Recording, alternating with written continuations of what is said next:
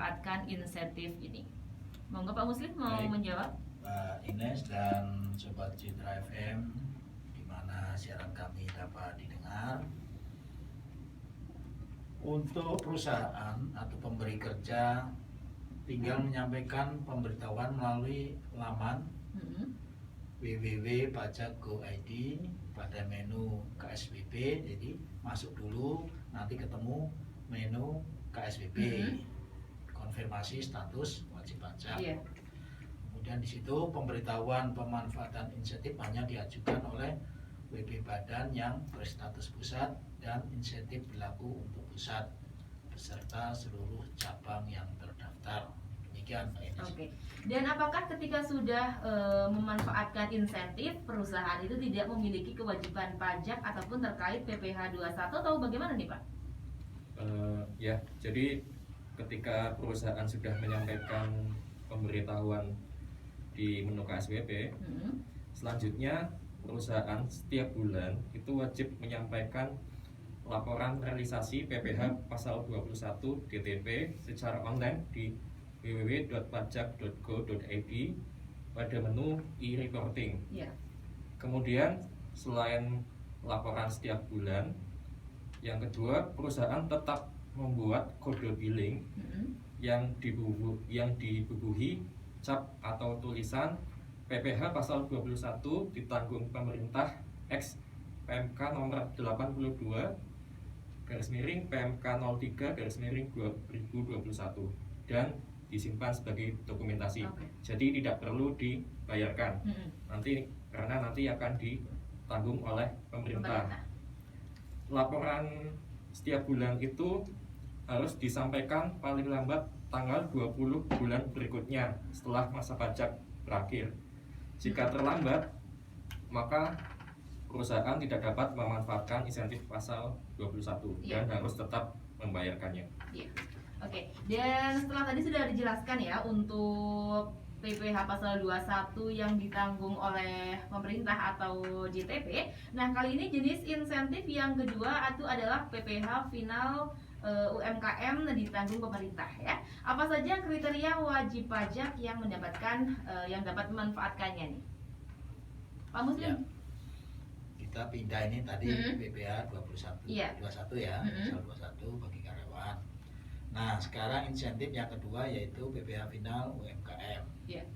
Yaitu penjelasannya di sini memiliki peredaran bruto dalam 1 tahun kurang dari 4,8 miliar dan dikenai PPh final berdasarkan PP nomor 23 tahun 2018 ini Pak Ines. Dan bagaimana cara wajib pajak tersebut dapat memanfaatkan insentif ini dan juga apa nih kewajibannya? Sama seperti PPh pasal 21 DTP, untuk memanfaatkan insentif PPh final UMKM ditanggung pemerintah, wajib pajak harus tetap menyampaikan laporan realisasi secara online di www.pajak.go.id pada menu e-reporting. Laporan disampaikan paling lambat tanggal 20 bulan berikutnya. Jika terlambat, maka tidak dapat memanfaatkan insentif dan tetap melakukan pembayaran pajak sebesar 0,5%. Jadi hampir sama ya untuk yang UMKM gitu ya. Dan untuk jenis insentif yang ketiga itu adalah PPh final atas jasa konstruksi dalam program percepatan tingkatan tata guna air irigasi atau P3TGAI ditanggung pemerintah. Nah, ini apa saja kriteria wajib pajak yang dapat memanfaatkannya? Ya, mohon izin Pak Ines. Iya, monggo. Jadi untuk yang ketiga, insentif yang ketiga ini khusus jasa konstruksi yang mendapat golongan untuk pekerjaan irigasi, baik besar, sedang maupun kecil. Jadi yang pertama wajib pajak yang satu memiliki penghasilan dari usaha jasa konstruksi, jelas ya tadi ya. Nomor 2 wajib pajak penerima P3TGAI, tadi sudah disinggung di depan. Kemudian wajib pajak penerima P3TGAI yaitu 1 perkumpulan petani pemakai air, 2 gabungan perkumpulan petani pemakai air, 3 induk perkumpulan petani pemakai air. yang ditetapkan oleh BPK dan disahkan oleh Kepala Satuan Kerja Balai Besar Wilayah Sungai atau Balai Wilayah Sungai Kementerian PU dan Perumahan Rakyat. Oke. Oh ya. Dan bagaimana cara untuk wajib pajak sendiri itu dapat memanfaatkan insentif ini dan juga apa kewajibannya? Apakah sama dengan perusahaan dan juga UMKM? Ya, sama Mbak. Jadi laporan realisasi di pajak.go.id kemudian dilaporkan paling lambat tanggal 20 bulan berikutnya. Iya, oke. Jadi untuk Sobat Citra mungkin yang belum jelas banget, untuk yang mau tanya-tanya mengenai perpanjangan insentif pajak, bisa ditanyakan, dikirim lewat SMS dan juga WhatsApp di 081224988988 ya. Dan untuk jenis insentif yang keempat yaitu adalah pembebasan PPh pasal 22 impor. Dan ini apa saja kriteria wajib pajak yang dapat memanfaatkannya? Baik, terima kasih Mbak Ines. Iya.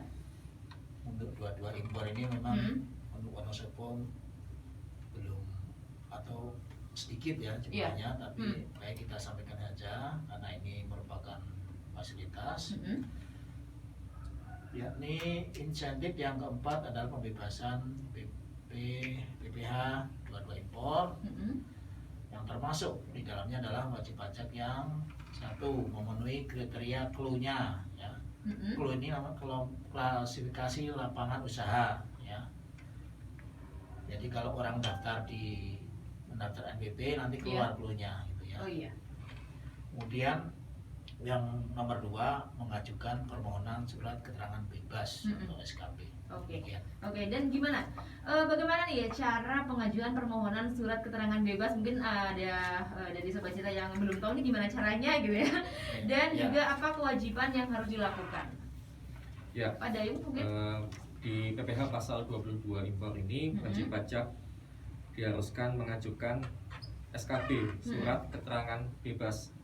Caranya mengajukan secara online di website kami www.pajak.go.id pada menu konfirmasi status wajib pajak. Pembebasan ini berlaku sejak tanggal SKB terbit sampai dengan tanggal 31 Desember tahun 2021. Kemudian kewajibannya itu wajib pajak harus menyampaikan laporan realisasi di pajak.go.id pada menu e-reporting. Laporan disampaikan paling lambat tanggal 20 bulan berikutnya. Oke, jadi hampir sama, semuanya sama gitu ya, dari yang perusahaan, dari UMKM, dan juga untuk jenis insentif yang keempat ini PPh pasal 22 impor ya.